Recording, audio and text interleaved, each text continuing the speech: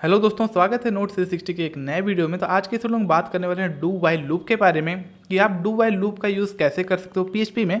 तो आइए देखते हैं। तो पहले इसके सिंटैक्स को समझ लेते हैं, कैसे हम लोग डू वाइल लूप लिखते हैं पीएचपी में। तो इसका सिंटैक्स जो है उसको मैं यहाँ लिख लेता हूँ। और यहाँ पे इस प्रकार कुछ लिखा जाता है, हमारा डू पहले लिखेंगे, ठीक है। फिर यहाँ पे मिडिल वाला कर्ली ब्रेसेस ओपन करेंगे।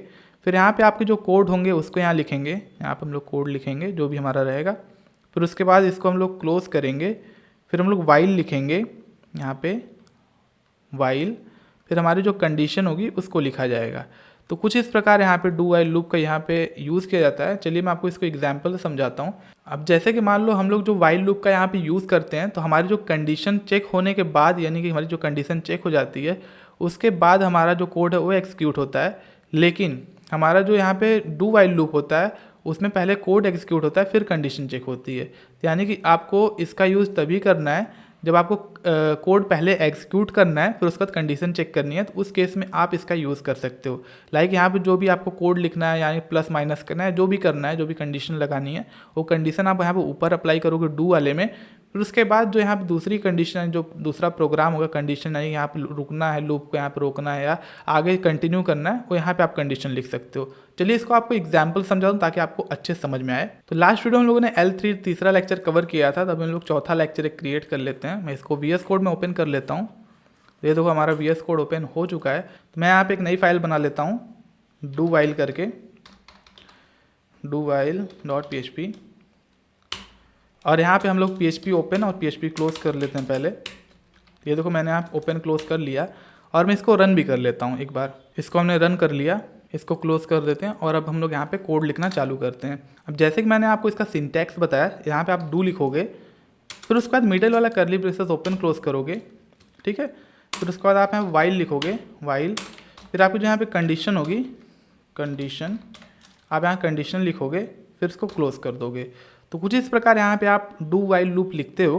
अब जैसे कि आप मान लो कि हमको नंबर को यहाँ पे काउंट करना है, तो आप कैसे करोगे वो देखते हैं। तो यहाँ पे जैसे कि हम लोग वाइल लूप में क्या करते थे, ऊपर जो हम लोग काउंट की वैल्यू ऊपर लिख देते थे, यहाँ पे भी लिखेंगे, डू के पहले लिखेंगे। तो कुछ इस प्रकार लिखेंगे। कैसे लिखेंगे, एक हम लोग वेरिएबल बना लेते हैं काउंट नाम से, काउंट इज इक्वल टू 1, यानी कि 1 से चालू होगा। अब यहाँ पे हम लोग प्रोसेस लिखेंगे, जो भी हम लोग को प्रोसेस परफॉर्म करनी है वो प्रोसेस लिखेंगे। अब कैसे लिखेंगे, यहाँ पे मैंने लिखा एको। अब हम लोग क्या काउंट यहाँ पे लिख देते हैं, काउंट कर रहे हैं, काउंट खाली मैं लिख देता हूँ S2। और यहाँ पे हम लोग इसको पास करेंगे डॉट लगा के, डॉट डॉलर काउंट।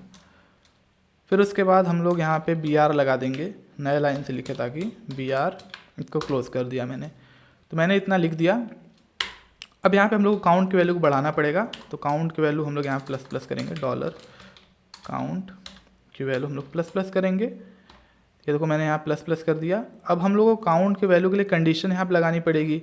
कब तक काउंट करना है उसको पता होना चाहिए ना, कि अगर आप लूप चला रहे हो तो कितना काउंट करना है, वो चीज़ आपको पता होनी चाहिए। तो यहाँ पर मैं लिख देता हूँ कितना तक काउंट करेगा। यहाँ लिखता हूँ count greater than equal to, यहाँ पे हम लोग डाल देते हैं 5 तक काउंट करेगा, ठीक है।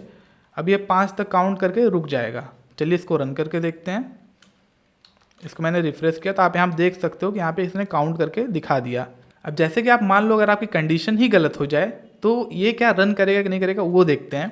वैसे ये पहला लाइन यहाँ पे रन करना चाहिए, यानी कि इसको 10 को अगर मैं यहाँ पे 1 लिखाऊँ, मान लो 10 लिख दिया, तो यहाँ इसको 10 प्रिंट करना चाहिए। और यहाँ पे इसको मैं प्लस प्लस नहीं कर रहा हूँ, इसको हटा देता हूँ। आप रख भी सकते हो, मान लो प्लस प्लस हम लोग रख देते हैं, तब देखते हैं कितना ये रन करता है।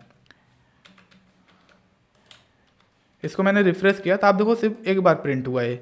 अब मैं इसकी कंडीशन को गलत कर देता हूँ, जैसे मैंने यहाँ प्लस प्लस हटा दिया, यहाँ इसको हटा दिया, इक्वल टू हटा दिया। अब मैं इसको रिफ्रेश करता हूँ तब भी एक बार ये एग्जीक्यूट करेगा, यानी कि एक बार पहले ये एग्जीक्यूट कर लेगा, फिर उसके बाद कंडीशन चेक करता है। आप इसका यूज़ बहुत जगह पे कर सकते हो जहाँ पे प्रोग्राम का आपको पहले रन कराना है, फिर उसके बाद कंडीशन चेक करनी है। तो उस केस में आप डू वाइल लूप का यहाँ पे यूज़ कर सकते हो। तो आई होप आप समझ गए होंगे कि डू वाइल लूप का यूज़ कैसे किया जाता है PHP में। अगर आपको ये वीडियो पसंद आया तो आप इस वीडियो को लाइक कर सकते हो और इसी तरह अमेजिंग वीडियोज़ के लिए चैनल को जरूर सब्सक्राइब कर लें। खैर दोस्तों, मिलते हैं नेक्स्ट वीडियो में एक नए अमेजिंग टॉपिक के साथ। तब तक के लिए गुड बाय।